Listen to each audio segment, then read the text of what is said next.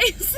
Oh my god, this morning. It's a fucking Saturday right now, and I am like off the fucking deep end here. I'm just driving around trying to cool down a little bit from my anxiety because, you know, when issues arise, when it comes to like landlord, tenant, property management type situations, they can become very anxiety ridden. And of course, naturally, the number one thing that we as humans do in very like intense situations is become very anxious. Now, how you control your anxious emotions and act during those moments is really what's going to make or break you as a landlord or as a property manager, and even as an investor when you're dealing with landlord-tenant matters, just because of the fact that shit's going to happen, okay?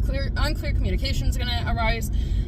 Like, for example, today, we have a tenant moving out a little bit early. They contacted us needing an early termination. We have granted them their early termination, you know, just because we understand that shit happens. And we're the type of people, the landlord in my company, that just believes, you know, if somebody's going through something, you don't need to be someone to make it worse, okay? Like, if you're going through something and you're telling us you're going through something and that you need to be out of your contract, we're gonna release you. As long as you're being respectful and everything's paid up and you're just genuinely going through something, we're gonna understand. We're gonna be respectful, and regardless, we're still gonna be respectful and understanding, because shit fucking happens. And not everything is centered around going to court and eviction and, you know, just being problematic and all this other shit.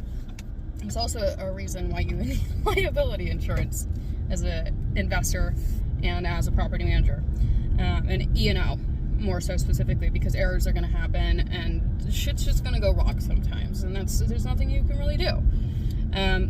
But so today we had this situation arise because a household is moving out early, and there was unclear communication regarding the days of move out, right? Because when to us, whenever a house is vacated and you're not going to be returning to the house, if there's like a prolonged time on your lease remaining, then we need the house back immediately, just to ensure that nothing's going to happen. That's negative. You know, like if the AC freezes over and starts flooding the house, that's something we need to know. And if it's just sitting for too long, then like naturally we need the home back, just to ensure nothing's happening that's bad. And this was explained, and you know, the like last minute in email, the dates were changed from like a couple days ago to now, and in like 2 weeks almost, like just shy of 2 weeks for move out. And what happened is our company went ahead and scheduled the cleaning to occur for the original new move out date, which was discussed between us and the tenants for being the 19th. And then this is where the unclear communication happened, and unfortunately the date got moved and the cleaners went, and there's a lease still in place. So it's just been like a very interesting situation, because I got a call on my weekend saying that there's people in the house, and like it's very it's not really overwhelming, but it's just like very like it's a lot when there's unclear communication, because this type of shit happens. Now a cleaning fee has been wasted, and like I just spent my entire morning dealing with, you know, ensuring things were done in a very specific manner and overlooking and supervising it, which is my job. And you know, I had to ensure that everything was done and documented in a specific way, and I actually have to file an incident report now, because this is an incident that happened that was out of the ordinary, and my company does believe in recording and documenting anything, whether that's going to be, you know, just writing down the day and time, or putting it in an email, or putting it on an actual piece of paper, or whatever, just to kind of keep record of what's going on and be involved in our tenants' lives and our landlords' lives, and be able to give clear and concise answers about situations that arise. Now, we ended up, I personally went to the property and I ensured that my cleaners were in and out. I went there and just kind of told them, I said, you know, guys, I spoke to the tenants. They're okay with the laundry being wet. They just want the rental back. And, like, you know, naturally everybody's emotions are very high. Everybody's on edge because of the situation, because we think that tenants are moving out. They're not moving out. Now the cleaners there. The cleaners now need to get paid.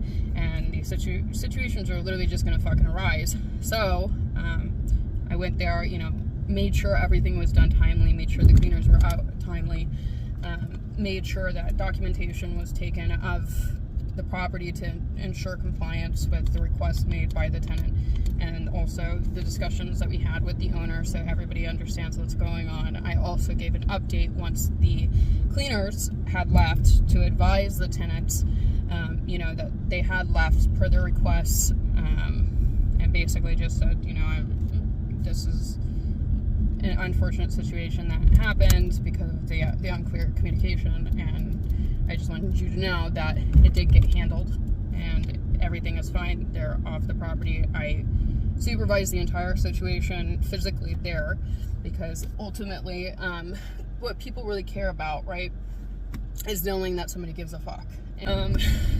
So it's very important to follow up and follow through in these situations with everybody, you know, just to let everyone know what's going on and what the end result is, and to see it through personally and physically. If there's a situation, the head manager or whoever is managing the property, and that's that file, should always be there. The main person may always need to be there, even if it gets to that extent. Like this time it was my file, but also if this is one of my other agents and they told me what was going on, I would be there too. Or I'd have one of my supervisors there who is right underneath me. And you never go in with guns blazing, right? It's never going to be a you situation. It's going to be what's going on and how can we fix this. Even if people are like screaming at you in your face, it's important for you to understand that it doesn't matter. You know, that's just going to happen. You're going to have people screaming at you, and it's unfortunate. You know, like this situation, it made my anxiety, even like every situation that's like this, it makes my anxiety fucking just go up so high sometimes, because it doesn't happen a lot with our company, and that's a good thing, but also like just very nerve-wracking sometimes. And I just got done with COVID, and I tested negative, so that's why I'm out and physically involved with people. But I was just off of an inhaler for like the last week, and I'm still kind of periodically using it from COVID, and it just like shot my nerves. This is the first situation back out from COVID, so my nerves were a little bit higher than usual just to begin with, because I've been recovering from COVID. But it was kind of funny. Me and the cleaners were kind of like, you know, being lighthearted about it, because these situations happen a lot, more so on like the Airbnb side of things, just because like Airbnb gets very, very like sporadic, and the guests are careless more so than the tenants, which is funny, you know. So we see it more on the Airbnb side of things, but it happened today with a long-term rental, and we were kind of just like, oh gosh, you know, it's an unfortunate situation, and it sucks, but we handled this to the best of our ability. We're going to document everything. We're going to record everything. We took photos of everything. We're documenting. I even documented the time of when the incident was advised and when it was corrected, which is like the quickest turnaround possible that we could provide today, which was like honestly maybe an hour all around, from like the first moment to speak to every single party. And that's the most important thing, is that you talk to everyone. Communication is key in these situations. And then, you know, the fact that I called the tenant after the situation was handled and resolved to let them know, like, hey, yes, I just want you to know that everyone's gone off the property. All right, if anything else comes up, just let me know, and I'll handle it, because that's my job. That's what I do, is I just handle shit. I handle little shit. Like any shitty situation, I'm handling it. So yeah, you know, I mean, that's all you can really do in these fucking situations as a property manager, to be completely fair.